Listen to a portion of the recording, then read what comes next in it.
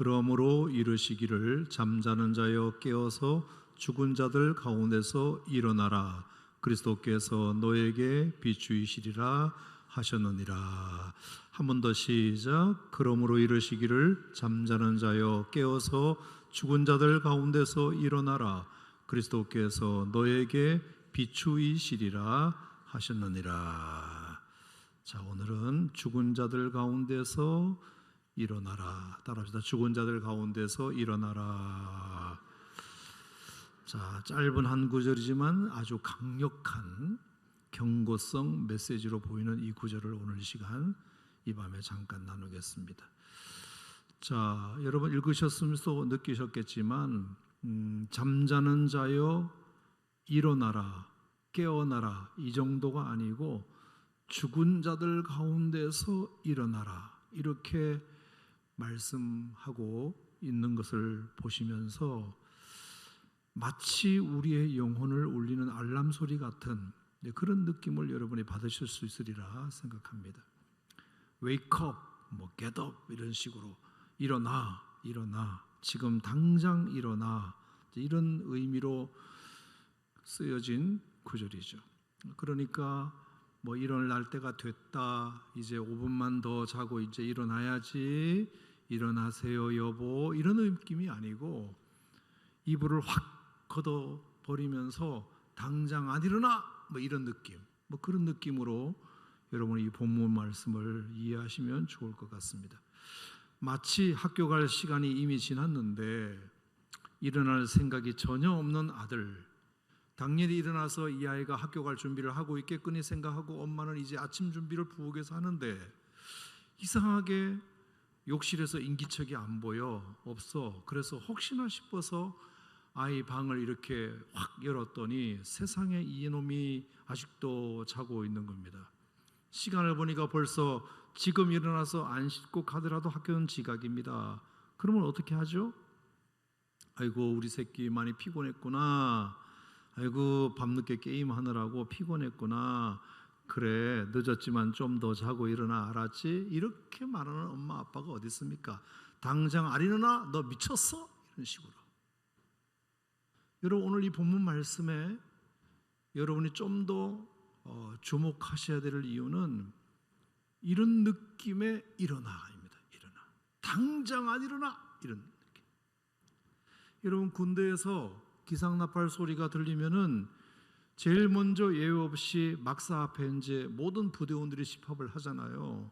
그러면 이제 점호를 하고 군가를 부르고 구보를 하고 이게 이제 아침 루틴인데 어느 부대에 인원 점검을 하는데 한 명이 안 보여, 어느 분대에. 그러면 이제 선임병이 깨우러 가죠. 깨우러 갑니다. 네모반을 박차고 열어보니까 열면서 뭐라 그러죠? 아이고 너 피곤했구나 훈련 받느라고. 그래 5분만 좀 더 자라. 이런 군대가 어디 있습니까? 이 자식 안 일어나? 너 죽을래? 이랬더니 너 때문에 우리 부대 다 얼차례 받게 생겼어 이 자식아. 이런 느낌. 당장 일어나지 않으면 안 되는, 반드시 일어나야만 하는 이런 분위기로 오늘 이 말씀이 느껴져야 여러분이 말씀을 잘 받는 것이 됩니다. 자, 설명절에 이제 휴가를 고향을 갔다가 돌아오는데 차가 유난히 많이 막혀가지고 차가 이제 가다 서다 할 수 있잖아요. 그러면 남편이 아빠가 운전대를 잡고 하다가 하는데 가족들도 뒤에서 졸았다가 깼다가 하는데 어느 순간 옆에 앉은 부인이 뭔가 차가 비실비실하는 느낌을 좀 받았어요. 그래서 딱 보니까 남편이 정말 운전대를 잡고 졸고 있는 겁니다. 자, 그러면 여러분은 어떻게 하죠? 아이고 여보 피곤했구나 좀 더 자. 이런 부인이 어디 있습니까? 여보! 이렇게 하잖아요. 왜? 그 졸음 한 번이 가족들 전체 생명이 달려있기 때문에 사랑스럽게 애교 섞인 말투로 그렇게 깨울 수가 없어요. 그 1분의 졸음이 가족 전체의 생명을 앗아갈 수도 있기 때문에 절박한 마음으로 부르는 것 아닙니까? 자, 오늘 제가 이 얘기를 몇 번 드리는 이유는 불이 났을 때 불이야 하듯이, 집에 도둑이 들어왔을 때 도둑이야 하듯이 뭔가 절박한 그런 외침으로 오늘 이 말씀이 우리들에게 다가와야 여러분이 이 말씀을 제대로 읽는 것이 된다. 그러므로 이르시기를 잠자는 자여 깨어서 죽은 자들 가운데서 일어나라. 이 말은 피곤했구나, 그래 뭐 잠들었으니까 조금만 더 자고 이따 하면 일어나, 이런 느낌이 아니고 당장 안 일어나, 이런 느낌으로 여러분이 이 말씀을 받으셔야 합니다.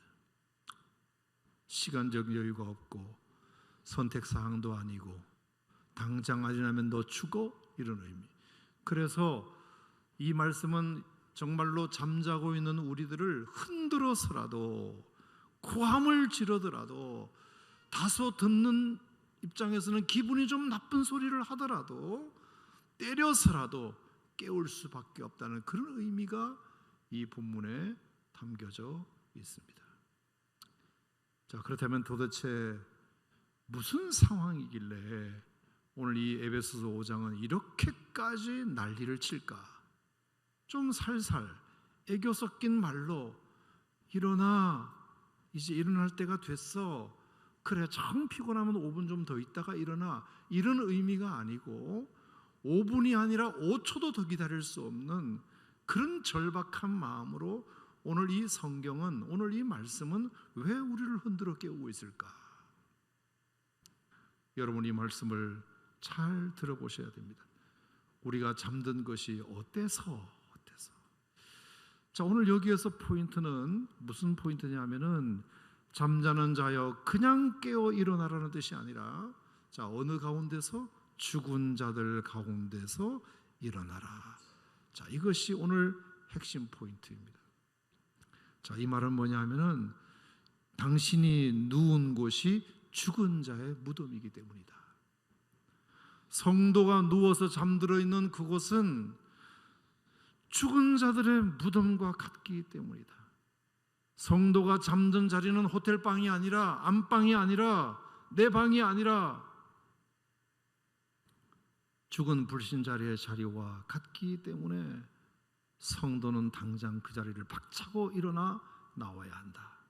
너도 죽은 자 취급을 받기 전에, 너도 똑같이 죽은 자 취급을 받기 전에, 너도 똑같이 불신자 취급을 받기 전에, 너가 정말 성도라면 너 누운 자리가 지금 죽은 자, 불신자의 죽은 자의 무덤이기 때문에 우리가 아무리 잘 데가 없어도 무덤 옆에 잘 수는 없잖아요.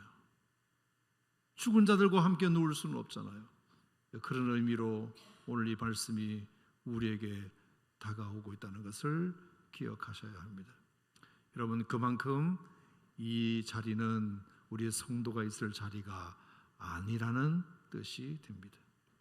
여러분, 몇 주 전에 제가 매너리즘이라는 설교를 하면서 삶은 개구리 그런 비유를 잠깐 든 적이 있는데, 너 좋으라고 사탄이 물을 지금 밑에서 데워주는 것이 아니다.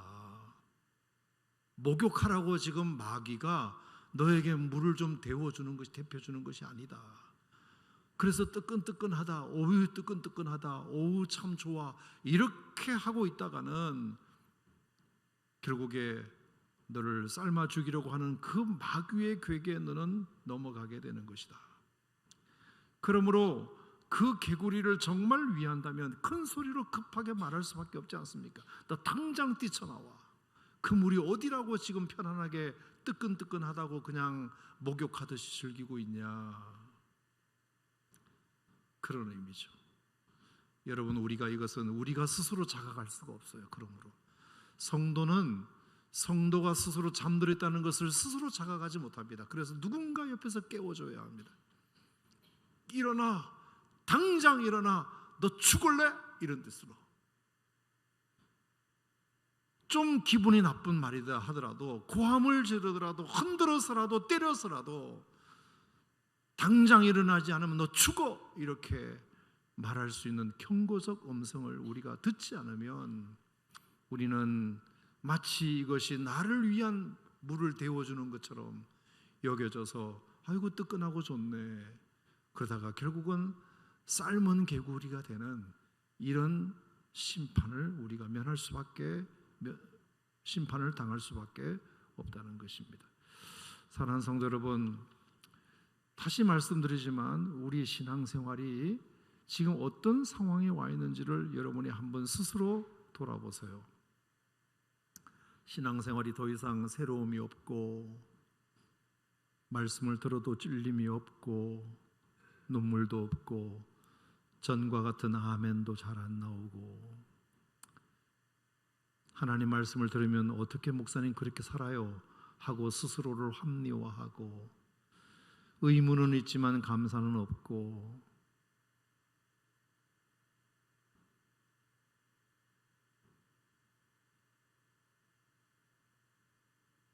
기도를 하는데 간절함도 없고, 응답에 대한 기대도 없고, 기도를 안 해도 그냥 살 것 같고,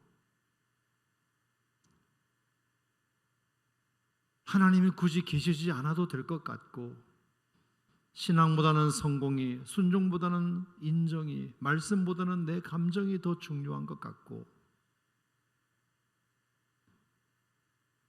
교회를 섬기고 하나님을 섬기는 것도 내가 왕년에 다 해봤어, 누구 안 해본 사람 어디 있어, 이러면서 그 과거의 경험이 마치 사실 신앙의 실력일 양 이렇게 착각하고, 은혜는 추억이 된 지 오래고, 믿음은 내 과거형일 뿐이고, 눈물은 마르고 열정은 고갈되고, 하나님을 만나야 할 뿐이라기보다 하나님을 아는 분으로만 대하고,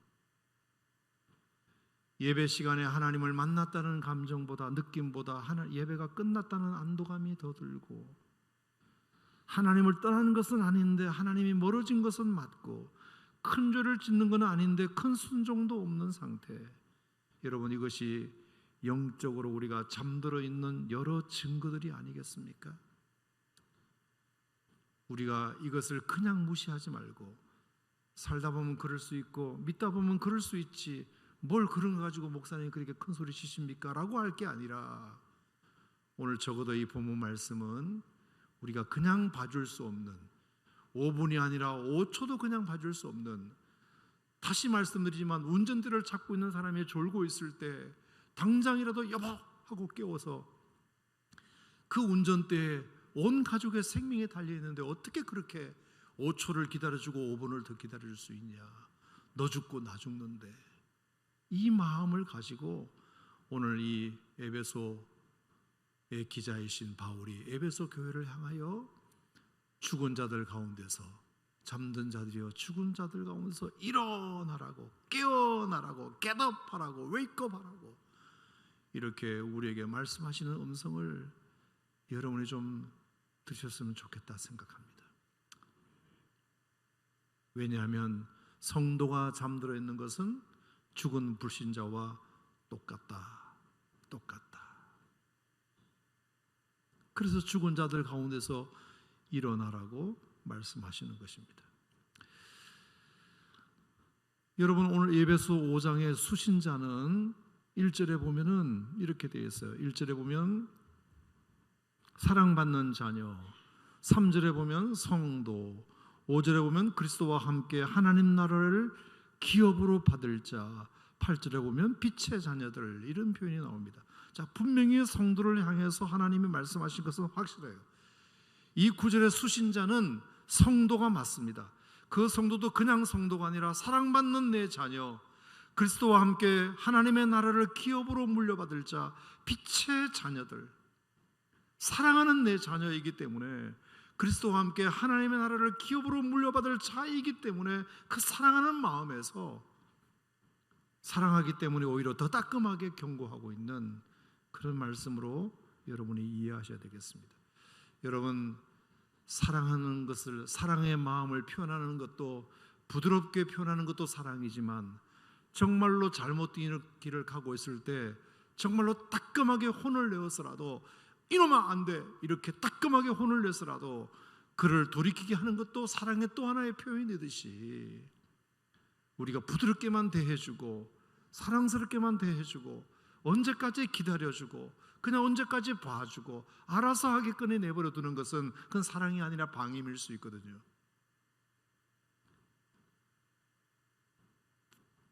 우리가 그러니까 오늘 이 본문 말씀을 분명히 하나님께서 사랑하시는 자녀에게 그리스도와 함께 하나님 나라를 기업으로 물려받을 우리가 성도가 잠들어 있는 것은 절대로 이것은 아니 되기 때문에 불신자와 같은 것이기 때문에 성도여 잠든 자들이여 죽은 자들 가운데서 일어나라고 오늘 사도 바울이 외치고 있는 것입니다.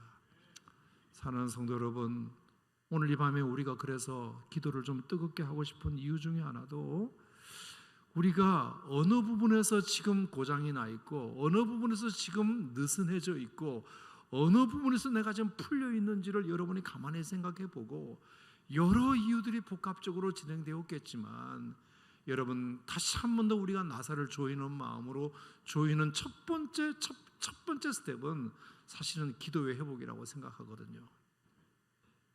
우리가 하나님 앞에 기도부터 먼저 회복해야 그 다음이 이어지는 겁니다. 여러분 결국은 기도가 무너지면 다 무너지는 거고 기도가 살면 다 살 수 있습니다. 성도들이여 잠자는 자들이여 죽은 자 오는 가운데서 오늘 이 밤에 다시 깨어나고 일어나는 이 밤이 되었으면 참 좋겠다 생각합니다. 자, 그러면 제가 오늘 이 시간 여러분에게 이런 이유를 한번 설명을 드리고 제가 이제 말씀을 좀 정리해 볼까 하는데요. 자, 왜 성도는 잠이 들까? 어쩌다가 신자가 불신자처럼 되어버린 걸까? 어쩌다가 신자가 산자가 죽은 자와 같이 되는 걸까? 어쩌다가 성도가 깨어있지 못하고 잠들게 되는 걸까? 제가 오늘 이렇게 성경을 이렇게 묵상을 하다가 두 가지 본문이 생각이 났습니다. 하나는 사사기 본문이 생각이 났어요. 여러분 사사기는 영적으로 잠든 시대고 영적으로 암울한 시대였다는 것을 여러분 잘 아시는 거고요. 자, 그 사사기에는 일정한 패턴이 이제 작동하죠. 한 7번 정도 사사기에 작동하는 패턴이 나오는데요. 예컨대 하나님께서 이스라엘 백성들의 은혜를 주세요. 은혜. 그래서 태평성대를 주십니다. 자, 그러면 하나님께서 태평성대를 주셨으면 그것에 대해서 감사한 마음으로 주신 사명을 감당해야 되는데 사람이 은혜를 받고 태평성대를 누리니까 사람이 느슨해졌어요. 그래서 죄를 짓습니다. 죄를 지어요. 죄를 지으니까 하나님께서 그 죄를 보시고 진노를 하시잖아요. 진노를 하니까 백성들이 아이고 큰일 났구나 싶어가지고 이 진노에서 구원해 달라고 하나님 앞에 기도를 한단 말입니다. 그 기도를 하나님께서 들으시고 다시 은혜를 베푸세요. 그러면 다시 하나님께서 주신 이 은혜를 감사한 마음으로 생각하고 그것을 범죄로 악용하고 남용하는 일이 없어야 되는데 은혜를 주시면 인간은 약하기 때문에 또 죄를 지어요. 그럼 하나님이 또 진노를 하시죠. 그럼 진노하니까 또 하나님 앞에 기도해다 구원해달라고 기도하게 되죠. 기도하니까 하나님께서 또 은혜를 주세요. 또 은혜를 주니까 다시 또 느슨해져요. 안일해져요. 안일해지니까 또 하나님이 진노하시고 진노한 그 백성들이 하나님께 구원해달라고 요청을 하게 되고 구원해 주니까 다시 또 은혜를 베푸시게 되고 이렇게 반복되는 이 사이클이 사사기에 7번 정도 반복되는 것을 우리가 알고 있는데 도대체 왜 그럴까? 이 불신자들에게나 있을 법한 일이 왜 200년 넘게 사사시대는 벌어졌을까? 여러분 불신자는 하나님이 없는 사람들도요 다 기본적으로 이런 마음은 있어요. 자, 태평하잖아요. 그러면 반드시 사람은 죄를 짓습니다. 그러면 고난이 오잖아요. 그러면 무당이나 굿을 해가지고 그것을 해결하려고 해요. 어쨌든 간에 여러분 이건 신앙이 아니라 종교일이죠. 종교. 신앙은 목적이지만 종교는 수단이잖아요. 그 어떤 난관을 벗어나기 위한 수단으로 종교를 삼는 거잖아요. 그래서 소기의 목적을 이루면 그 신은 그냥 버리는 거예요. 더 이상 섬기지 않아요.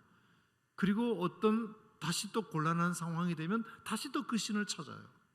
문제가 있을 때마다 내 삶에 역경이 올 때마다 박해가 오고 결핍이 올 때마다 부르는 것이 종교란 말입니다. 그게 신이에요.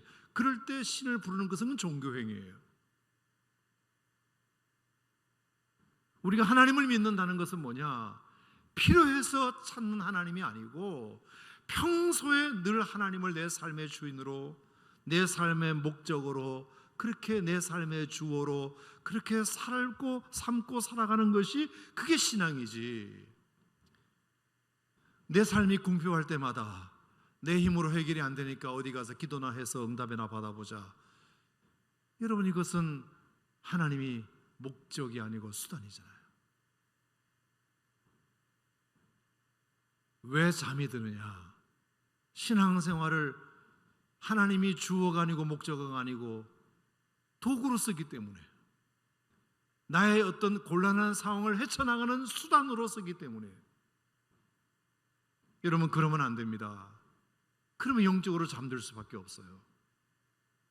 아멘입니까 여러분? 사사기 17장 6절 말씀이나 사사기 21장 25절에 보면은 그래서 그 이유를 이렇게 설명했어요.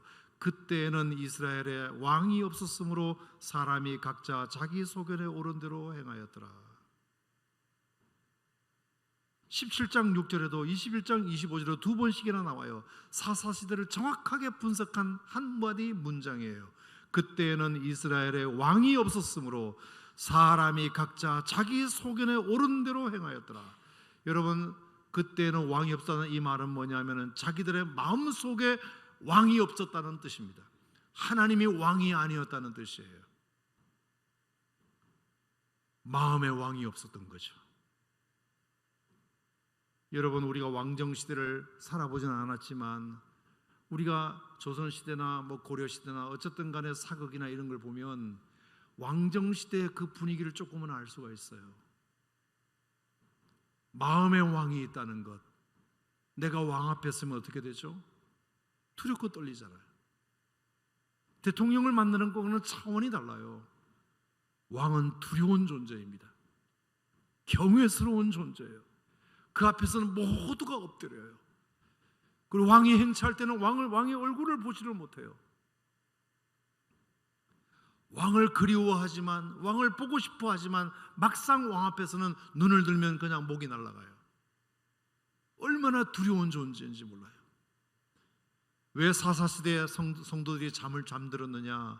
마음에 왕이 없었기 때문에, 하나님을 두렵고 떨리는 존재로 여기지 않았기 때문에, 하나님을 왕으로 섬기지 않았기 때문에, 그래서 잠이 드는 겁니다.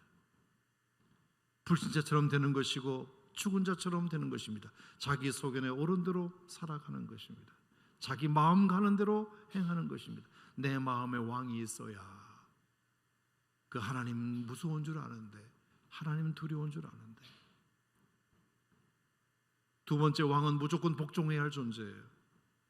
데모 같은 건 할 수가 없어요. 왕은 무조건 순종하고 복종하는 존재 아닙니까?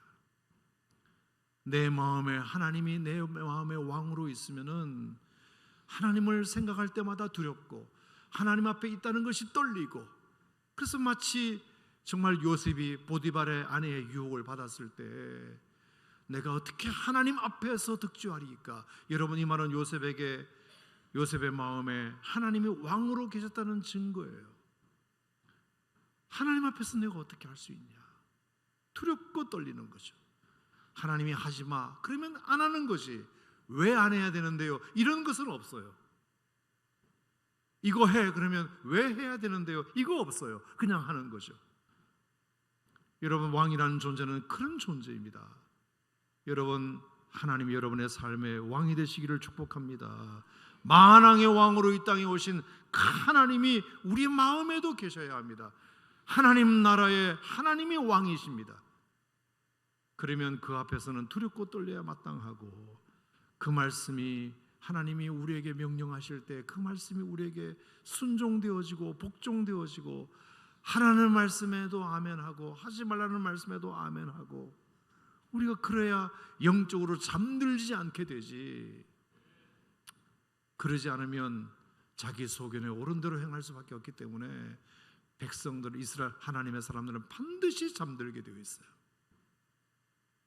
그러다가 고난이 오면 그때 잠깐 깼다가, 태평스러워지면 다시 또 잠들었다가, 조금 안일해지면 그냥 잠들었다가, 조금 어려움이 오면 그때 잠깐 기도하러 나왔다가, 그리고 문제가 해결되면 언제 그러냐는 식으로 또 잠들고. 여러분, 사사시대가 그때만 있었던 것이 아니라 지금도 우리에게 있어요. 왜? 우리에게 왕이 없기 때문에, 하나님이 우리의 왕이 아니시기 때문이에요. 하나님이 그냥 우리의 친구처럼, 그냥 우리의 문제를 해결해 주는 그냥 무당처럼 여기기 때문이에요. 저는 여러분의 마음속에 하나님이 왕이 되시기를 주의 이름으로 축복합니다. 왕이십니다. 하나님이 우리의 왕이십니다. 왕이십니다. 여러분 늘 여러분 왕 앞에 서 있다고 생각해 보세요. 그러면 내 마음 자세, 내 몸, 내 말, 내 생각, 내 태도, 이런 것들이 어떻게 정돈되어야 될지를 여러분은 가늠하실 수 있으리라 생각합니다. 마음의 왕이 없기 때문에 성도는 잠드는 것이다. 또 하나는 신약에서 제가 찾아보면은 마가복음 14장에 제가 오늘 말씀을 읽으면서 베드로를 위시한 예수님의 제자들이 겟세마네 동산에서 올라가서 기도하시는 예수님께서 그렇게 신신 부탁을 하셨어요. 너희가 여기서 깨어서 나를 위해서 기도해달라. 내가 저만큼 돌 던질 만큼 가서 내가 기도할 테니까 너희들은 여기서 나를 위해서 좀 중보 좀 해줘, 알았지? 그리고 신신 부탁을 하고 예수님께서 기도하고 내려왔더니 베드로를 위시한 모든 제자들이 다 잠들어 있었어요. 제가 그 구절을 다시 봤어요. 보니까 제가 여러분 한번 읽어드릴게요.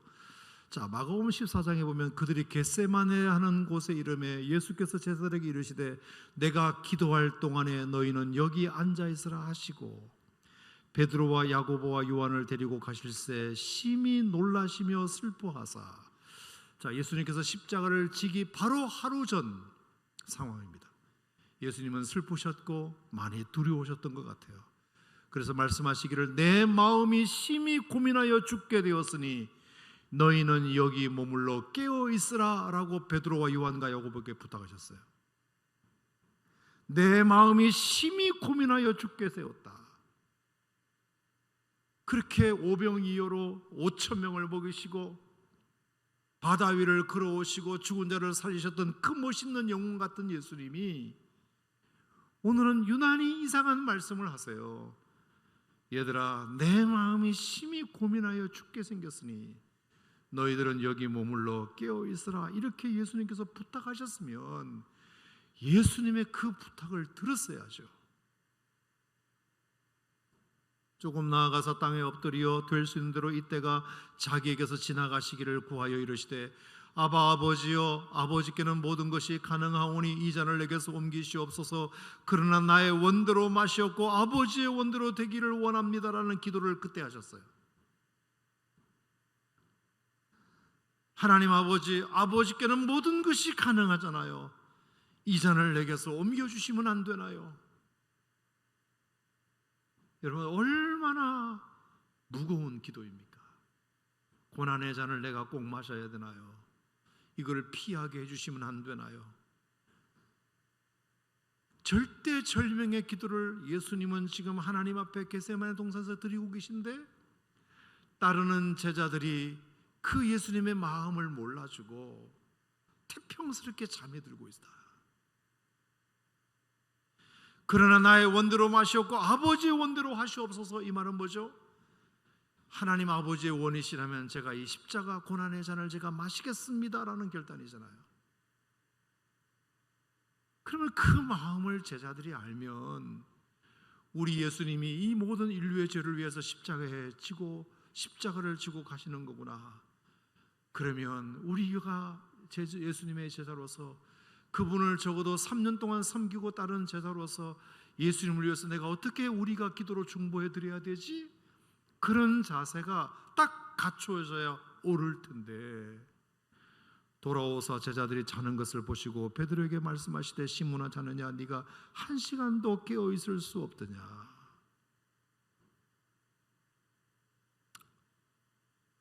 여러분, 저는 예수님을 따르는 제자들이 예수님의 마음을 너무나 몰라줬다고 생각해요.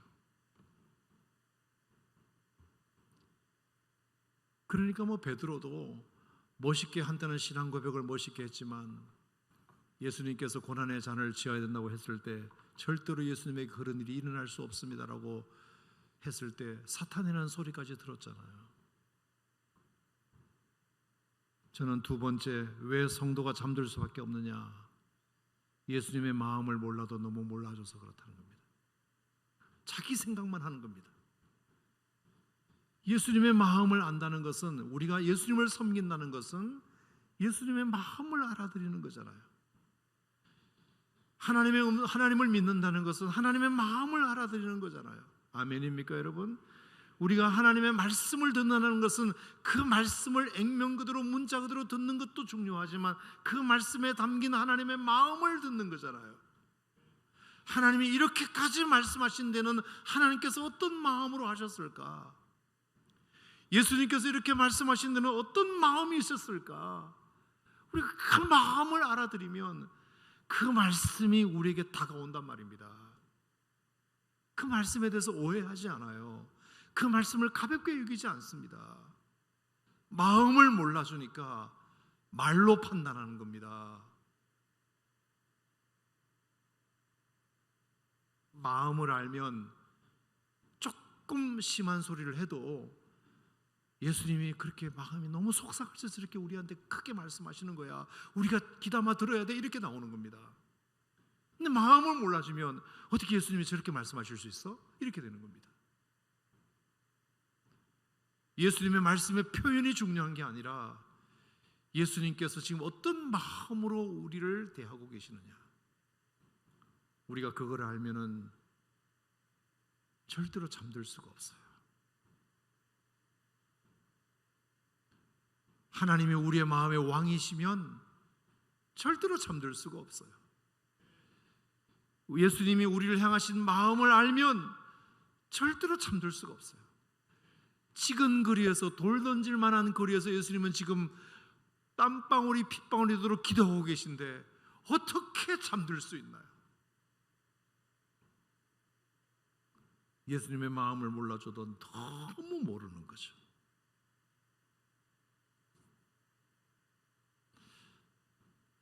모르겠어요. 또 다른 분석이 더 가능한지는 모르겠지만 저는 그냥 오늘 이 말씀이 묵상이 됐습니다. 성도여, 잠든 이들이여, 죽은 자들 가운데서 깨어나 일어나라. 성도가 잠들어 있는 것은 죽은 자들과 같은 것이다. 불신자들과 같은 것이다. 너희들이 누운 자리는 지금 안방이 아니라 죽은 자들의 무덤 속에 있다. 왜 산 자가 죽은 자들과 같이 있느냐? 당장 깨어서 나와라. 이것은 더 이상 두고 볼 수 없는 것이다. 그러면서 예수님께서 정말 강하게 사도 바울이 에베소 교회 성도들을 향하여 말씀하고 계세요. 왜 에베소 교회 성도들이, 왜 오산 침례교회 성도들이, 왜 한국교회 성도들이 이 지경이 되었는가? 우리 마음에 하나님이 왕으로 계시지 않기 때문에. 왕 앞에서 어떻게 졸아요? 왕 앞에서 어떻게 두렵지 않을 수가 있어요? 왕 앞에서 어떻게 대들 수 있어요? 왕 앞에서 어떻게 안일할 수 있어요? 두렵고 떨리죠. 왕의 행차를 쳐다보려고 고개를 들었다가 목이 날아가는 것도 있었잖아요. 그만큼 두렵고 떨리는 마음으로.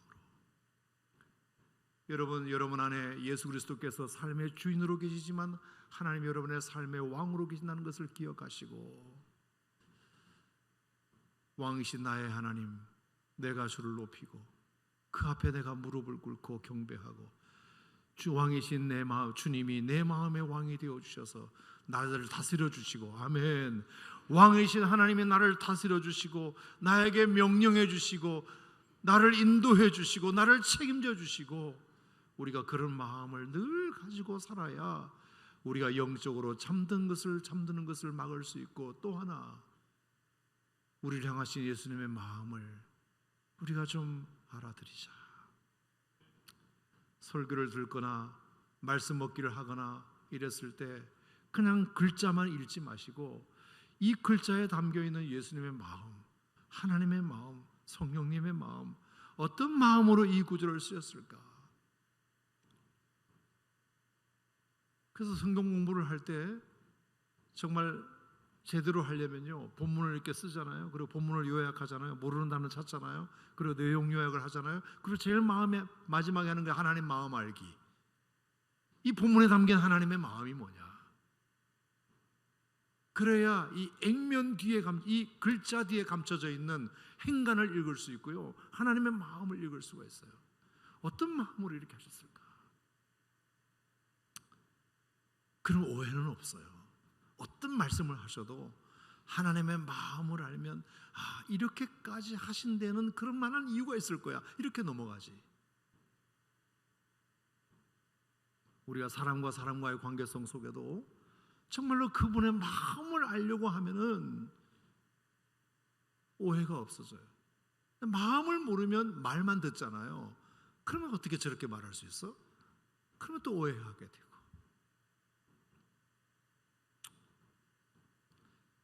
자, 제가 오늘 할 만큼 다 했으니까 오늘 이 시간 하나님 앞에 기도할 때, 주여, 우리가 육신으로는 피곤하여 잠들 수는 있지만 내가 영으로는 잠들지 않는 주님의 백성이 되게 해주시옵소서. 죽은 자들 가운데서 일어나게 하여 주시옵소서. 내 마음에 하나님이 왕이시게 하여 주시옵소서. 예수님의 마음을 늘 알아들이는 자가 되게 하여 주시옵소서. 우리가 이런 마음으로 오늘 이 시간 찬송하시고 하나님 앞에 기도할 때 여러분의 영혼이 깨어 살아나는 시간이 되시기를 주님 이름으로 축원합니다. 고마우신 하나님 아버지, 감사드립니다.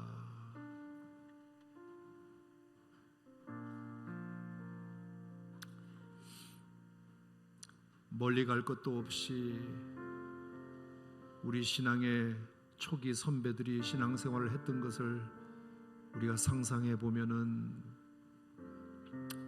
정말 시골 교대에 딱딱한 장의자 하나도 없고 그냥 가만히 깔고 철야하고 기도하고 밤새 눈물을 흘리며 기도했던 그런 신앙의 선배들을 생각하면, 차리찬 마룻바닥에 무릎 꿇고 앉아서 밤새 통곡하며 울었던 그 믿음의 선배들을 생각하면 우리는 신앙생활을 너무 편하게 하고 있는 것 같은 느낌이 듭니다.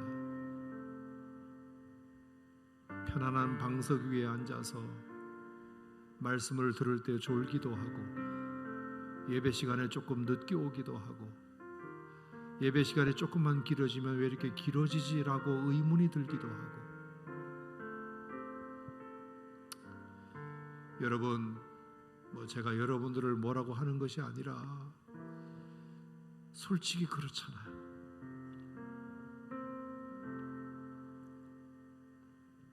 오늘 이 시간 제가 가볍게 말씀드렸지만 오늘 이 말씀을 여러분 마음에 새기시기를 축복합니다. 잠자는 자여 깨어 죽은 자들 가운데서 일어나라.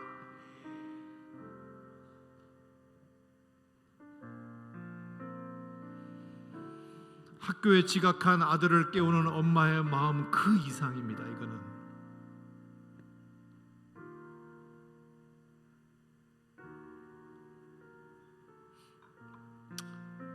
주여, 우리의 마음에 하나님의 왕이 되지 못하여 생긴 변고인 것 같습니다.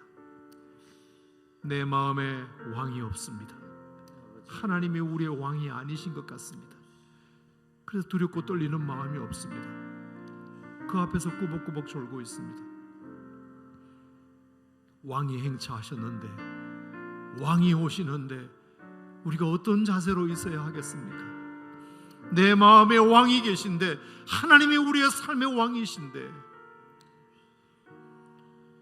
주여, 내 마음에 내 인생에 하나님이 왕으로 좌정하여 주시옵소서. 아멘. 나를 다스려 주시옵소서. 아멘. 깨어있게 하여 주시옵소서. 아멘. 이스라엘에 왕이 없었으므로 사람이 각자 자기 소견에 옳은 대로 행하였더라. 사람이 자기 마음대로 옳은 대로 행하는 이유는 왕이 없기 때문이다. 주여, 내 마음속에 주님이 왕이 되어 주시옵소서. 아멘. 주님 마음 알게 하여 주시옵소서. 아멘. 예수님께서 겟세마네 동산에서 인류의 모든 죄를 지고 십자가에 지기 위하여 마지막 땀방울이 핏방울이 되도록 기도하러 가시는데, 베드로와 그 제자들은 3년씩이나 예수님의 가르침을 받았음에도 불구하고 그 가까운 거리에서 그 밤을 참지 못하고 졸고 자고 있는 그 모습을 보시고 예수님은 얼마나 안타까워하셨을까?